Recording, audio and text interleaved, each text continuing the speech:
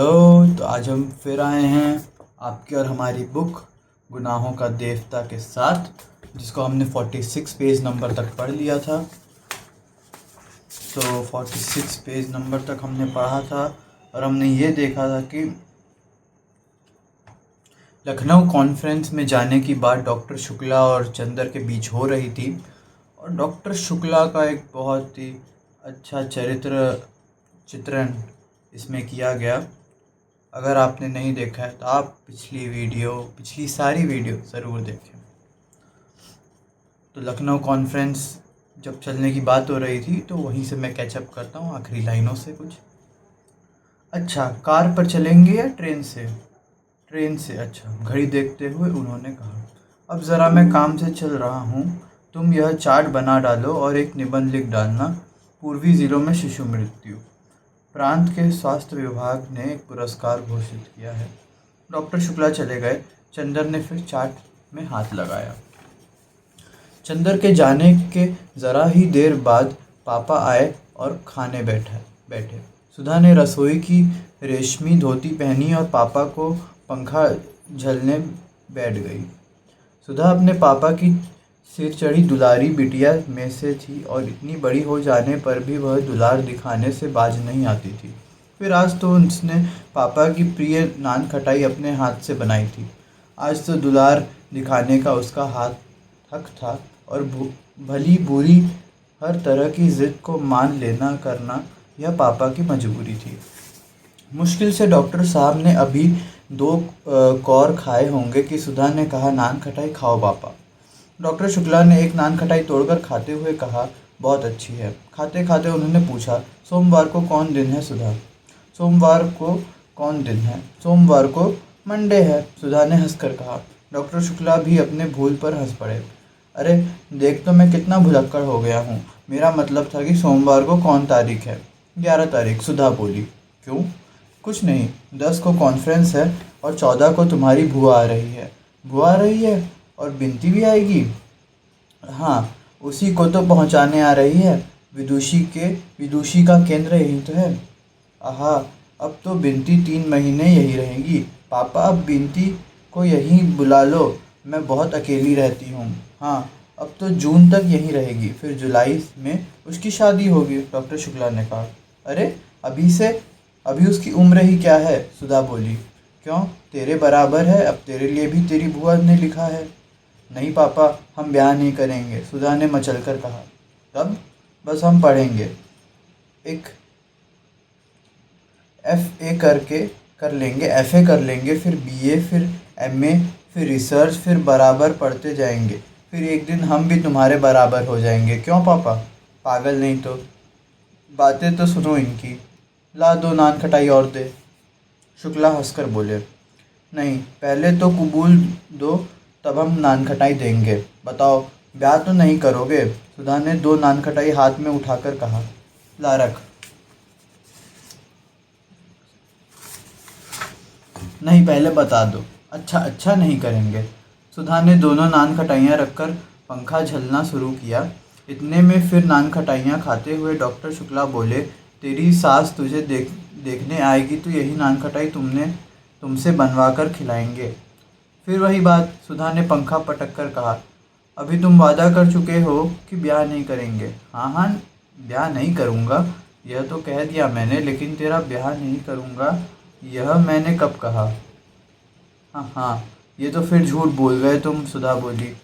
अच्छा, चलो और महाराजीन ने डॉक्टर डांट कर कहा। इतनी बड़ी बिटिया हो गई, मारे दुलारे के बरसानी जात है। महाराजीन पुरानी थी और सुधा को डांटने का पूरा हक था उसे, और सुधा भी उसका बहुत लिहाज करती थी। वह उठी और चुपचाप जाकर अपने कमरे में लेट गई। 12 बज रहे थे। वह लेटी कल रात की बात सोचने लगी। क्लास में क्या मज़ा आया था। कल गेसु कितनी अच्छी लड़की है। इस वक्त गेसु के यहाँ खाना पीना हो रहा होगा और फिर सब लोग मिलकर गाएंगे। कौन जाने, शायद दोपहर को कवाली भी हो। इन लोगों ने यहाँ कवाली इतनी अच्छी होती है। सुधा सुन नहीं पाएगी और गेसु ने भी कितना बुरा माना होगा। और यह सब चंदर की वजह से। चंदर हमेशा उसके आने जाने उठने बैठने में कतर ब्योंत करता रहता है। एक बार वह अपने मन से लड़कियों के साथ पिकनिक में चली गई। वही चंदर के बहुत से दोस्त भी थे। एक दोस्त ने जाकर चंदर से जाने क्या कह दिया कि चंदर उस पर बहुत बिगड़ा, और सुधा कितनी रोई थी उस दिन। यह चंदर बहुत खराब है। सच पूछो तो अगर कभी कभी वह सुधा का कहना मान लेता है तो उसे दुगना सुधा पर रौब जमाता है और सुधा को रुला रुला कर मार डालता है, और खुद अपने आप दुनिया भर में घूमेंगे। अपना काम होगा तो चलो सुधा अभी करो फौरन, और अभी सुधा का काम होगा तो अरे भाई क्या करें, भूल गए। अब आज ही देखो सुबह 8 बजे आए और अब देखो 2 बजे भी जनाब आते हैं या नहीं, और कह गए हैं 2 बजे तक के लिए, तो 2 बजे तक सुधा को चैन नहीं पड़ेगी, न नींद आएगी न किसी काम में तबीयत लगेगी। लेकिन अब ऐसे काम कैसे चलेगा। इम्तिहान को कितने थोड़े दिन रह गए हैं और सुधा की तबीयत सिवा पोइट्री के और कुछ पढ़ने में लगती ही नहीं। कब से वह चंदर से कह रही थी थोड़ा सा इकोनॉमिक्स पढ़ा दो, लेकिन ऐसा स्वार्थी है कि बस चाय पी ली, नान खटाई खा ली, रुला लिया और फिर अपने मस्त साइकिल पर घूम रहे हैं। यही सब सोचते सोचते सुधा की नींद आ गई, और 3 बजे जब गेसु आई तो भी सुधा सो रही थी। पलंग के नीचे डीएमसी का गोला खुला हुआ था और तकिए के पास क्रोशिया पड़ी थी। सुधा थी बड़ी प्यारी, बड़ी खूबसूरत, और ख़ास तौर से उसकी पलकें तो अपराजिता के फूलों को मात करती थी, और थी इतनी गोरी कारी कि कहीं पर दबा दो तो फूल खिल जाए। मूंगियाँ होठों पर जाने कैसा झूठा गुलाब मुस्कुराता था, और बाहें तो जैसे बेले की पंखुड़ियाँ की बनी थी। गेसु आई, उसके हाथ में मिठाई थी जिसकी माँ ने सुधा के लिए भेजी थी। वह पल भर खड़ी रही और फिर उसने मेज पर मिठाई रख दी और क्रोशिया से सुधा की गर्दन गुदगुदाने लगी। सुधा ने करवट बदल दी। गेसु ने नीचे पड़ा हुआ डोरा उठाया और आहिस्ते से उसका चुटीला डोरे के एक छोर से बांधकर दूसरे छोर मेज के पाए से बांध दिया, और उसके बाद बोली, सुधा सुधा उठो। सुधा चौंक कर उठ गई और आंखें मलते मलते बोली, अब 2 बजे हैं, लाए उन्हें या नहीं। ओहो, उन्हें लाए या नहीं, किसे बुलाया था रानी। 2 बजे, ज़रा हमें भी तो मालूम हो। गेसु ने बाह में चुटकी काटते हुए पूछा। उफ हो, सुधा बाह झटक कर बोली, मार डाला बेदर्द कहीं की। ये सब अपने उन्हीं अख्तर मियाँ को दिखाया कर। और ज्यों ही सुधा ने सिर ढकने के लिए पल्ला उठाया तो देखा कि चोटी डोर में बंधी हुई है। इसके पहले कि सुधा कुछ कहे गेसु बोली, या सनम, ज़रा पढ़ाई तो देखो। मैंने तो सुना था कि नींद न आए इसलिए लड़के अपनी चोटी खूंटी से बांध लेते हैं, पर यह नहीं मालूम था कि लड़कियां भी अब वही करने लगी हैं। सुधा ने चोटी से डोर खोलते हुए कहा, मैं ही सताने को रह गई हूँ। अख्तर मियाँ की चोटी बांधकर नचाना उन्हें अभी से बेताब क्यों हुई जाती है। अरे रानी, उनके चोटी कहाँ, मियाँ हैं मियाँ। चोटी ना सही, दाढ़ी सही। दाढ़ी खुदा खैर करे, मगर वो दाढ़ी रख ले तो मैं उनसे मोहब्बत तोड़ दूँ। सुधा हंसने लगी। ले, अम्मी ने तेरे लिए मिठाई भेजी है, तू आई क्यों नहीं। क्या बताऊँ बताऊँ कुछ नहीं, अब कब आएगी तू।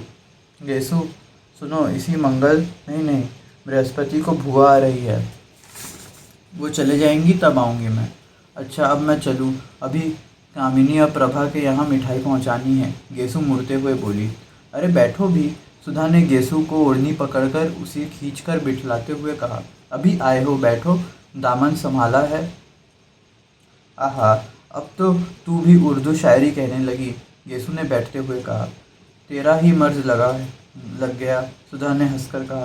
देख कहीं की और भी मर्ज न लग जाए, वरना फिर तेरे लिए भी इंतज़ाम करना होगा, गेसु ने पलंग पर लेटते हुए कहा। अरे ये वो गुंड नहीं कि चींटे खाए। देखूंगी और देखूंगी क्या, देख रही हूँ। इधर पिछले 2 साल से कितनी बदल गई है तू। पहले कितना हंसी बोलती थी, कितनी लड़ती झगड़ती थी, अब कितना हंसने बोलने पर भी गुमसुम हो गई है तू। और वैसे हमेशा हंसती रहे चाहे, लेकिन जाने किस ख्याल में डूबी रहती है हमेशा, गेसु ने सुधा की ओर देखते हुए कहा। धत पगली गई की, सुधा ने गेसु के एक हल्की सी चपत मारकर कहा। यह सब तेरे अपने ख्याली पुलाव है। मैं किसी के ध्यान में डूबूंगी, ये हमारे गुरु में ने नहीं सिखाया। गुरु तो किसी के नहीं सिखाते सुधा रानी। बिल्कुल सच सच। क्या कभी तुम्हारे मन में किसी के लिए मोहब्बत नहीं जागी? गेसु ने बहुत गंभीरता से पूछा। देख गेसु, तुझसे मैंने आज तक तो कभी कुछ नहीं छिपाया, न शायद कभी छिपाऊंगी। अगर कभी कोई बात होगी तो तुझे छिपी न रहती। और रहा मोहब्बत का, तो सच पूछो तो मैंने कुछ कहानियाँ में पढ़ा है कि किसी को देखकर मैं रोने लगूँ, गाने लगूँ, पागल हो जाऊँ। यह सब कभी मुझे हुआ नहीं। और रही कविताएं, तो उनमें की बातें मुझे बहुत अच्छी लगती है। किट्स की कविताएं पढ़कर ऐसा लगता है अक्सर कि मेरी नसों का कतरा कतरा आंसू बनकर छलकने वाला है। लेकिन यह महज कविता का असर होता है। महज कविता का असर? गेसु ने पूछा। कभी किसी खास आदमी के लिए तेरे मन में हंसी या आंसू नहीं उमड़े? कभी अपने मन को झांच कर तो देख। कहीं तेरी नाजुक ख्याली के पर्दे में किसी एक की सूरत तो नहीं छिपी है? नहीं गेसु बानू, नहीं। इनमें मन को जांचने की क्या बात है? ऐसी बात होती और मन किसी के लिए झुकता तो क्या खुद मुझे नहीं मालूम होता? सुधा बोली। लेकिन तुम ऐसा क्यों सोचती हो? बात यह है सुधी, गेसु ने सुधा को अपनी गोद में खींचते हुए कहा। देखो, तुम मुझसे इल्म में ऊंची हो। तुमने अंग्रेजी शायरी छान डाली है, लेकिन ज़िंदगी से जितना मुझे साबिका पड़ चुका है, अभी तुम्हें नहीं पड़ा। अक्सर कब, कहाँ और कैसे मन अपने को हार बैठता है, यह खुद हमें पता नहीं लगता। मालूम तब होता है जब जिसके कदम पर हमने सिर रखा है वह झटके से अपने कदम घसीट ले। उस वक्त हमारी नींद छूट जाती है और तब हम जाकर देखते हैं कि अरे, हमारा सिर तो किसी के कदमों पर रखा हुआ था और उनके सहारे आराम से सोते हुए हम सपना देख रहे थे कि हमारा सिर कहीं झुका ही नहीं। और मुझे जाने तेरी आँखों में इधर क्या दिख रहा है कि मैं बेचैन हो उठी हूँ। तूने कभी कुछ नहीं कहा, लेकिन मैंने देखा कि नाजुक अशार के तेरे दिल को उस जगह छू लेते हैं जिस जगह उसी को छू सकते हैं जो अपना दिल किसी के कदमों पर चढ़ा चुका हो। और मैं यह नहीं कहती कि तूने मुझसे छिपाया है। कौन जानता है तेरे दिल ने खुद तुझसे क्या यह राज छिपा रखा हो। और सुधा के गाल थपथपाते हुए गेसु बोली, लेकिन मेरी एक बात सुनोगी? तू कभी इस दर्द को मोल न लेना, बहुत तकलीफ़ होती है। सुधा हंसने लगी। तकलीफ़ की क्या बात है? तू तो है ही। तुझसे पूछ लूँगी उसका इलाज। मुझसे पूछकर क्या कर लेगी? दर्दे दिल क्या बांटने की चीज़ है। गेसु की शायरी आ गई। दर्दे दिल क्या बांटने की चीज़ है, बांट ले अपने पराए दर्दे दिल। अरे क्या बात है। नहीं, तू बड़ी सुकुमार है। तू इन तकलीफ़ों के लिए बनी नहीं मेरी चंपा। और गेसु ने उसका सिर अपनी छाती में छिपा लिया। टन से घड़ी ने 3:30 बजाए। सुधा ने अपना सिर उठाया और घड़ी की ओर देखकर कहा, ओफ़ो, 3:30 बज गए और अभी तक गायब। किसका इंतज़ार में बेताब है तू? गेसु ने उठकर पूछा। बस दर्दे दिल, मोहब्बत, इंतज़ार, बेताबी, तेरे दिमाग में तो यही सब भरा रहता है आजकल। वही तू सबको समझती है। इंतज़ार नहीं, चंदर अभी मास्टर लेकर आएंगे। अब इम्तिहान कितना नज़दीक है। हाँ, ये तो सच है। और अभी तक मुझसे पूछ क्या पढ़ाई हुई है। असल बात तो यह है कि कॉलेज में पढ़ाई हो तो अगर घर में पढ़ने का मन लगे, और राजा कॉलेज में पढ़ाई होती नहीं। इससे अच्छा सीधे यूनिवर्सिटी में बीए करते तो अच्छा था। मेरी तो अम्मी ने कहा कि वहाँ लड़के पढ़ते हैं, वहाँ नहीं भेजूँगी। लेकिन तू क्यों नहीं गई सुधा? मुझे भी चंदर ने मना कर दिया था, सुधा बोली। सहसा गेसु ने एक क्षण को सुधा की ओर देखा और कहा, सुधी, तुझसे एक बात पूछूं? हाँ। अच्छा, जाने दे। पूछो ना। नहीं, पूछना क्या, कुछ जाहिर है। क्या? कुछ नहीं, पूछो ना। अच्छा, फिर कभी पूछ लेंगे। अब देर हो रही है, आधा घंटा हो गया। कोचवान बाहर खड़ा है। सुधा गेसु को पहुंचाने बाहर तक आई। कभी हसरत को लेकर आओ, सुधा बोली। अब पहले तुम आओ, गेसु ने चलते चलते कहा। हाँ, हम तो बिनती को लेकर आएंगे, और हसरत से कह देना तभी उसके लिए तोहफ़ा लाएंगे।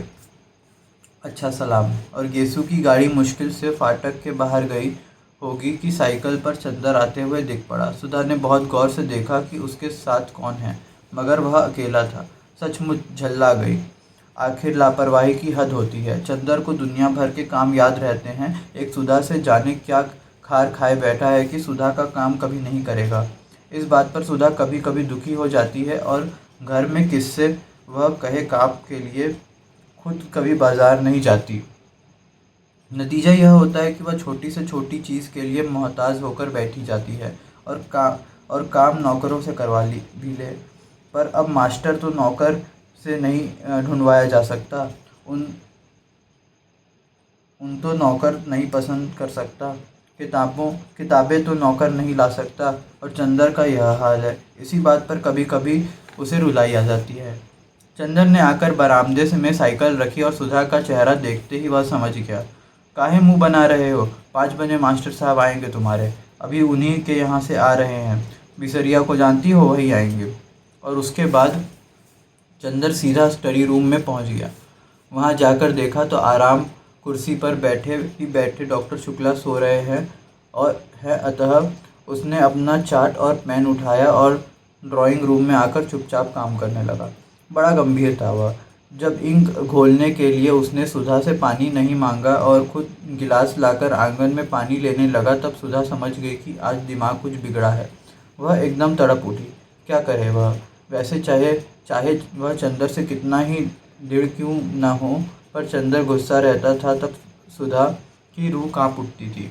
उसकी हिम्मत नहीं पड़ती थी कि वह कुछ भी कहे, लेकिन अंदर ही अंदर वह इतनी परेशान हो उठती कि बस।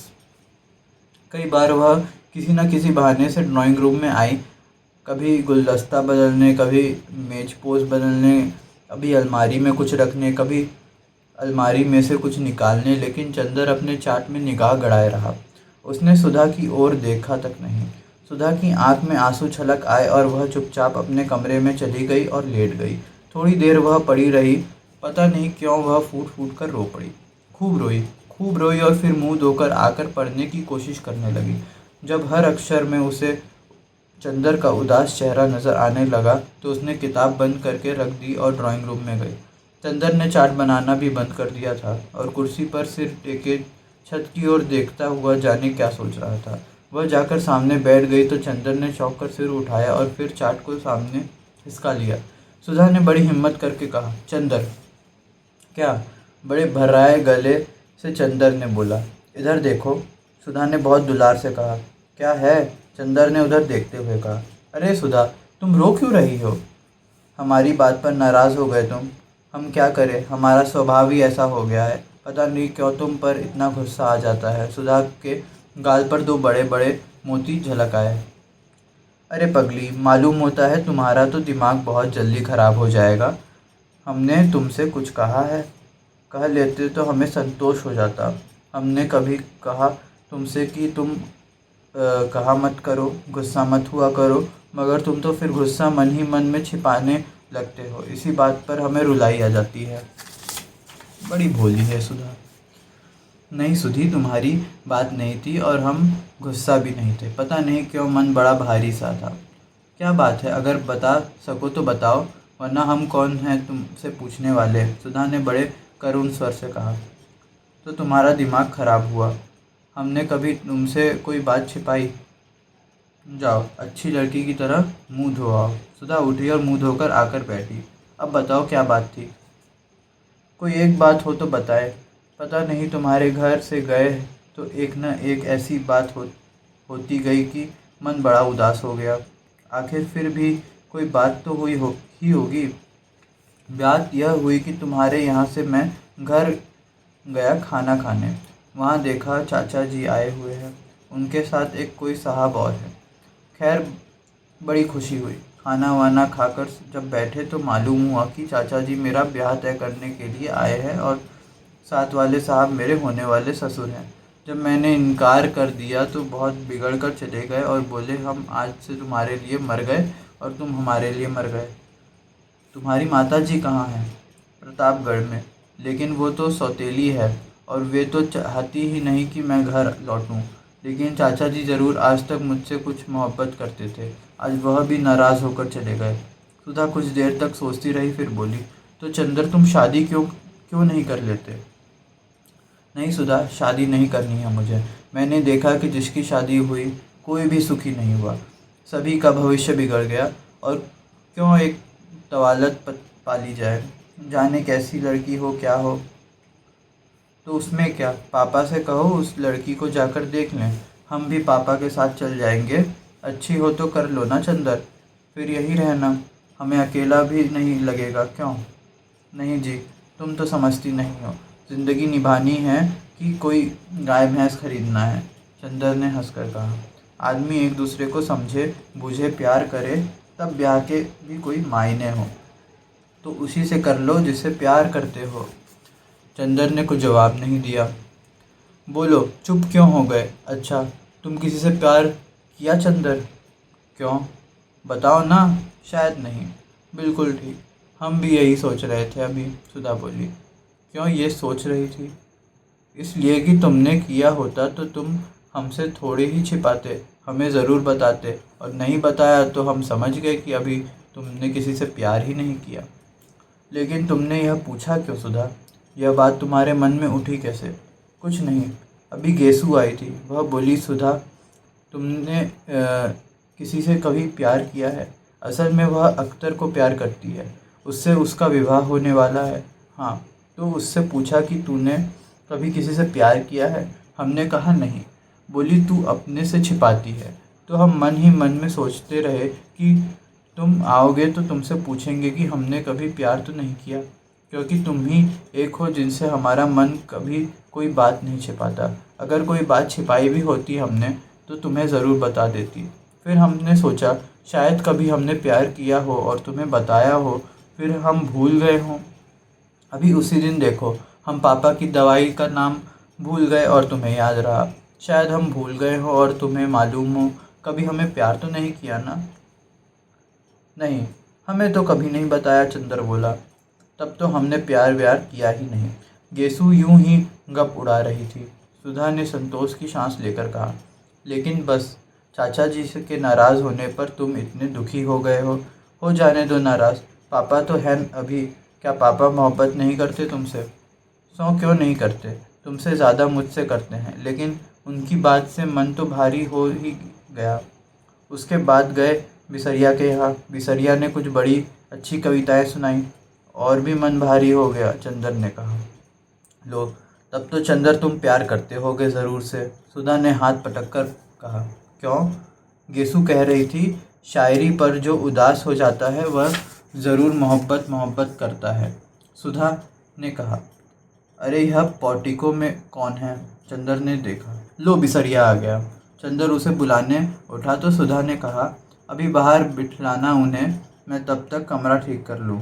बिसरिया को बाहर बिठाकर चंदर भीतर आया अपना चाट वगैरह समेटने के लिए, तो सुधा ने कहा, सुनो। चंदर रुक गया। सुधा ने पास आकर कहा, तो अब तो उदास नहीं हो तुम? नहीं चाहते मत करो शादी, इसमें उदास क्या होना, और कविता वविता पर मुंह बनाकर बैठे तो अच्छी बात नहीं होगी।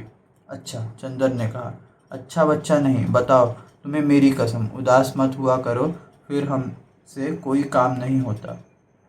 अच्छा, उदास नहीं होंगे पगली, चंदर ने हल्की सी चपत मारकर कहा, और बरबस उसके मुंह से एक ठंडी सांस निकली। उसने चाट उठाकर स्टडी रूम में रख दिया। देखा, डॉक्टर साहब अभी सो ही रहे हैं। सुधा कमरा ठीक कर रही थी, वह आकर बिसरिया के पास बैठ गया।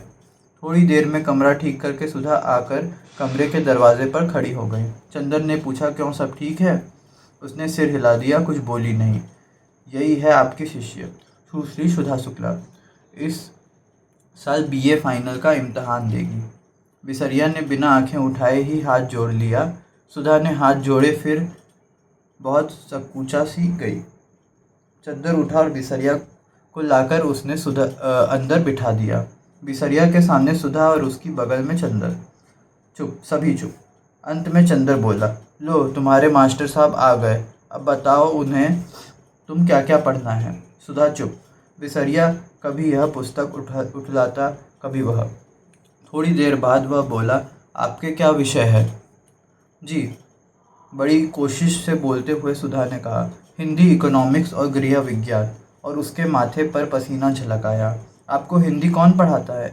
बिसरिया ने किताब में ही निगाह गड़ाए हुए कहा।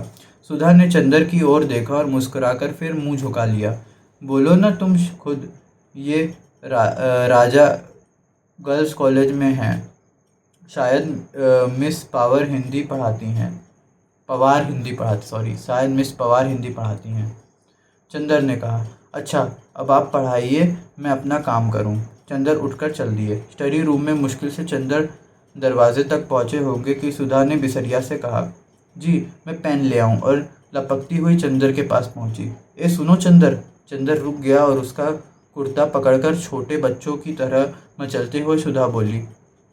तुम चलकर बैठो तो हम पढ़ेंगे। ऐसे शर्म लगती है। जाओ चलो, हर वक्त नहीं बचपना। चंदर ने डांट कर कहा। चलो पढ़ो सीधे से। इतनी बड़ी हो गई, अभी तक वही आदतें।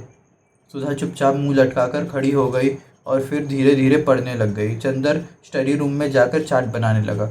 डॉक्टर साहब अभी तक सो रहे थे। एक मक्खी उड़कर उनके गले पर बैठ गई और उन्होंने बाएं हाथ से मक्खी मारते हुए नींद में कहा। मैं इस मामले में सरकार की नीति का विरोध करता हूँ। चंदर ने चौंक कर पीछे देखा। डॉक्टर साहब जग गए थे और जमुहाई ले रहे थे। जी, आपने मुझसे कुछ कहा? चंदर ने पूछा। नहीं। क्या मैंने कुछ कहा? ओह, मैं सपना देख रहा था कि बच गए। 5:30। अरे बिल्कुल शाम हो गई। डॉक्टर साहब ने बाहर देखकर कहा।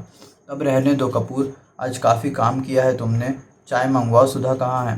पढ़ रही है।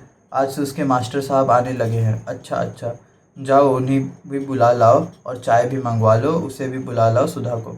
चंदर अब ड्राइंग रूम में पहुंचा तो देखा सुधा किताबें समेट रही है और बिसरिया जा चुका है। उसने सुधा से कहना चाहा, लेकिन सुधा का मुंह देखते ही उसने अनुमान किया कि सुधा लड़ने के मूड में है।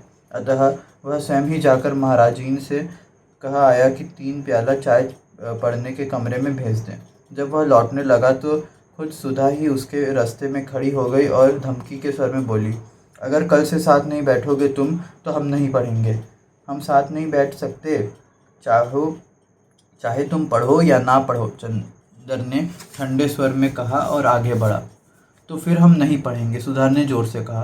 क्या बात है, क्यों लड़ रहे हो तुम लोग? डॉक्टर शुक्ला ने कमरे से बोला। चंदर कमरे में जाकर बोला, कुछ नहीं, यह कह रही हैं कि पहले हम कहेंगे। बात काट कर सुधा बोली। पापा, हमने इनसे कहा था कि तुम पढ़ते वक्त बैठा करो। हमें बहुत शर्म लगती है। ये कहते हैं पढ़ो चाहे ना पढ़ो, हम नहीं बैठेंगे। अच्छा अच्छा, जाओ चाय लाओ। जब सुधा चाय लाने लगी तो डॉक्टर साहब बोले, कोई विश्वास पात्र लड़का है? अपने घर की लड़की समझकर सुधा को सौंपना पढ़ने के लिए। सुधा अब बच्ची नहीं है। हाँ हाँ, अरे यह भी कोई कहने की बात है।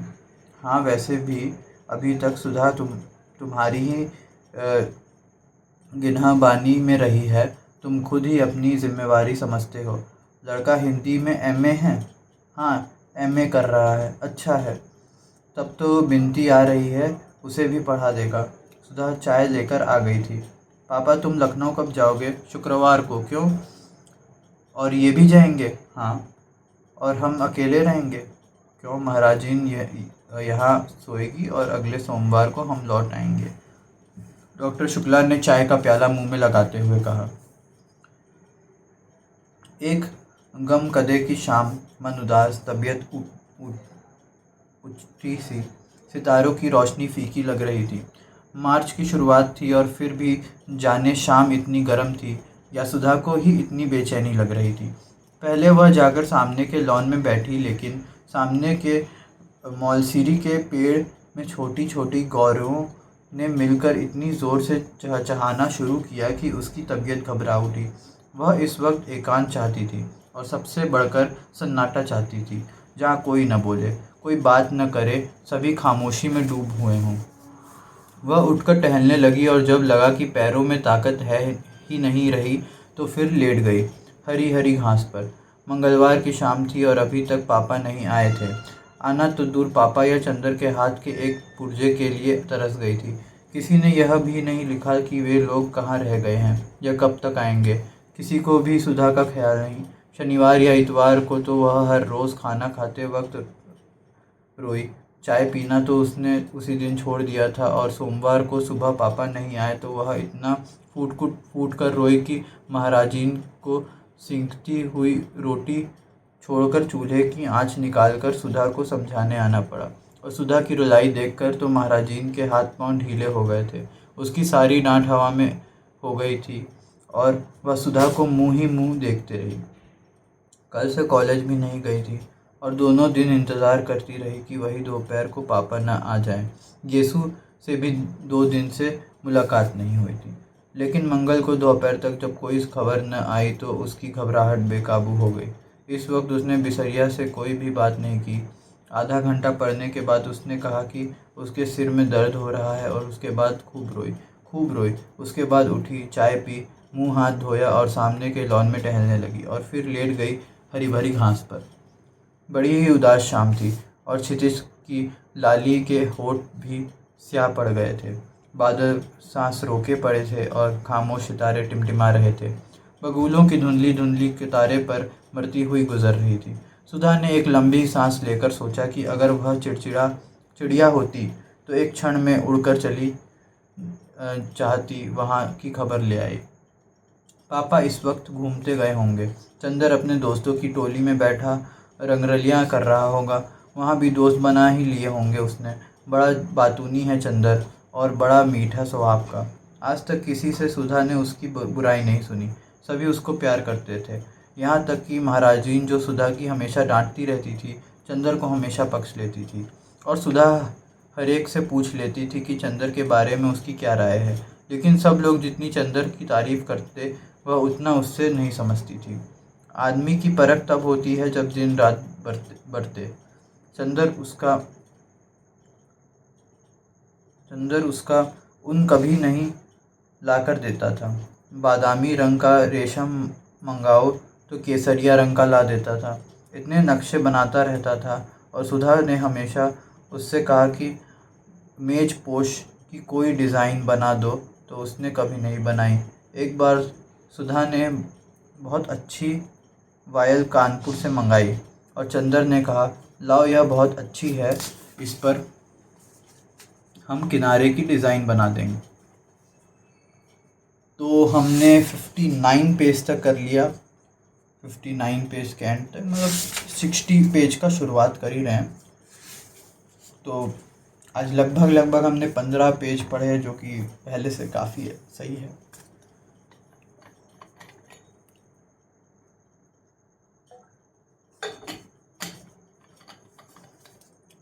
तो इसमें उन्हीं सब बातों को और आगे बढ़ाया गया। बिसरिया के कैरेक्टर को इंट्रोड्यूस तो कर ही दिया था शुरुआत में, उसे अब एज अ ट्यूटर इंट्रोड्यूस किया गया है, सुधा का ट्यूटर। हमें पता चला कि सुधा की बुआ आ रही है, जिनकी बेटी है शायद बिनती। और गेसु के डीप टॉक्स भी हमने सुने। प्यार मोहब्बत के काफ़ी बातें हुई हैं इस चैप्टर में, इस नरेशन में। तो आप ज़रूर इसे आगे बढ़ाइए, और हम मिलेंगे अगले नरेशन में, अगले पार्ट में। तब तक के लिए इस कहानी के साथ हम आपको अलविदा कहते हैं।